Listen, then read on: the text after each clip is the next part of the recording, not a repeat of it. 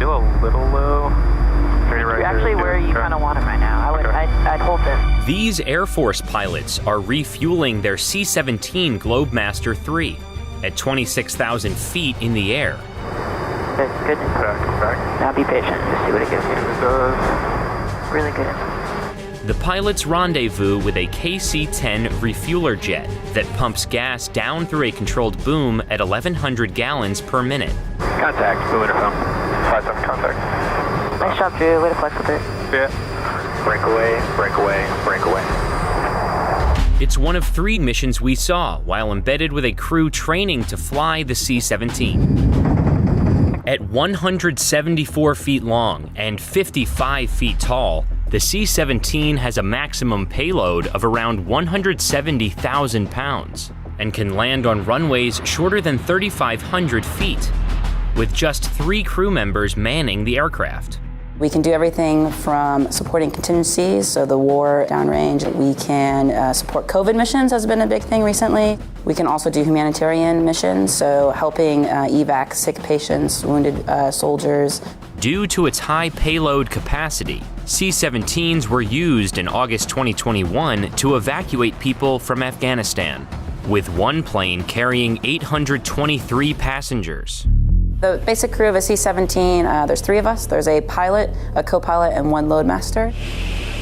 So my role here as a C-17 loadmaster is to load these aircraft, whether it be helicopters, tanks, Humvees, ambulatory patients. Ultimately, our mission is to support someone else. The average salary of a C-17 pilot stationed at Travis Air Force Base is around $117,000, and the typical tour is about 3 years.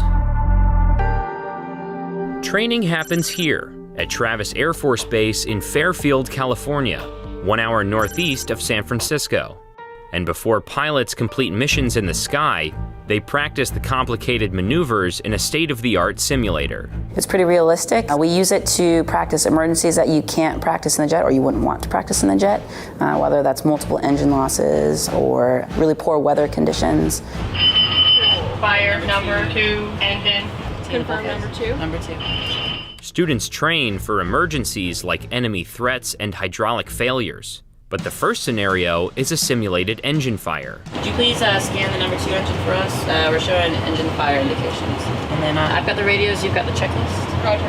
A lot of crew coordination happens at that time, so that's a good safe space for young co-pilots to first get the feel for what the stick and power inputs feel like before you go do it in the jet. Emergency engine shutdown checklist is completed. 221, clear to land, runway 21 left. After practicing in the simulator, the crew meets in the briefing room to plan a live training mission. So training flight tomorrow. Showtime is a little non-standard. We're going to do 6:30 local showtime at base ops.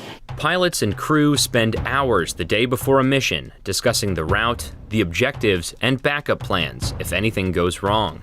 So if we're in a failure to disconnect position, the main thing is just maintain good stable platform, keep doing what you're doing if you're pilot flying. The crew finalized their plans and were dismissed to prepare for the flight. Precisely at 10:00, the crew boarded the plane and ran through their final checklists.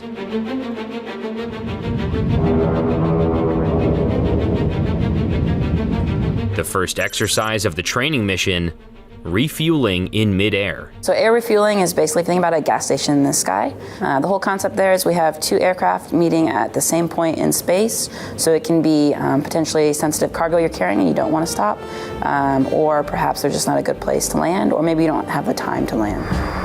Feel a little low. You're actually where you kind of want it right now. I'd hold this. So we'll be about 1,000 feet below the other aircraft, and then eventually closing that altitude gap to where their boom, that's the long pole that sticks out of the aircraft, to actually pass the gas from their aircraft to ours, we end up making contact with their boom. I think we got big throttle inputs in the backing up, and so you just have you're gonna have to work a little harder to kind of find the null again. Good. Back. Now be patient. Just see what it gives you. It does. A good saying is, aim small, miss small. When we're air refueling, we're focusing on very small details and trying to see like small movements, because small movements that close can make a big impact. Refueling happens while pilots maneuver the C-17 at 300 miles per hour, nearly 30,000 feet in the sky. Contact, moving to film. 57 contact. For me, I was thinking about improving my power movements. So my stick movements, so my right hand, I was sitting in the right seat, were pretty solid, but like my throttle movements could have been a lot better. So it's something that I can work on in the future. Break away, break away, break away. That'll speed brake. Very nice. Nice job, dude. Phase 2 of the mission involves low-level flying. So low-level flying during the day, we can go as low as 300 feet above the ground, which is pretty low for a large aircraft. And the intent there is to stay below the radar picture of a potential adversary. So when you're lower, there's a few tactical benefits that we have that help us get to a not-so-great spot in a safer manner. All right, you want to fly a little bit, dude? That's because we need to fly what speed, right? We need to fly 290. All right, set 290 for you. Out there flying it, we're watching our altitudes and making sure that we're clearing any obstacles or anything like that. We also had another pilot in the back looking at the map and the chart, calling out different towers on each side of the route and helping us avoid them and clear them that way. Pretty sweet view, huh? Oh, yeah. The C-17 headed north towards Moses Lake, Washington, to practice landing in an assault zone. So an assault zone is a short runway. Typically, they're about 3,500 feet. And then it has a marked zone that's 500 feet long. And our goal is to put our aircraft in the 500-foot box and then use max effort to stop on the remaining runway. Crews have to master landing on a traditional airstrip, as well as temporary runways. So the tactical part of the C-17 is it goes to fields that maybe have shorter runways or dirt runways, and oftentimes those are in combat locations or austere fields. Pull back up on the stick and put a little bit of power in. 500 feet, front of the zone. Roger. And full stop, everybody.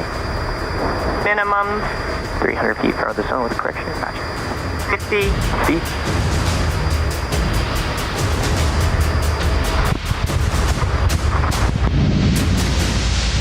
The final mission, a combat offload back at the Travis Air Force Base.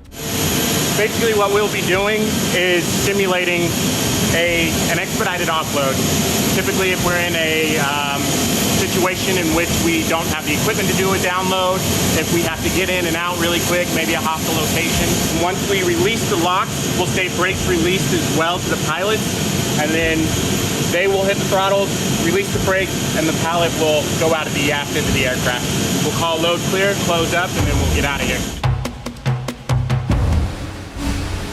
Overall, it was a great sortie for everyone. It was very busy and very long, so it's always tough to go fly for 6 hours and constantly be engaged. But I think everyone performed really well. I think a lot of people relate cargo jets to like an airliner, but what we do I think is very different. Specifically, we go anywhere and everywhere in the world. Sometimes that means you have lots of information on that airfield, sometimes it means you have none. And so like I said, you have to be a problem solver and really think on your toes. So it's really rewarding when you go pick up 150 guys who have been deployed for 6 months and you get to bring them home to their families.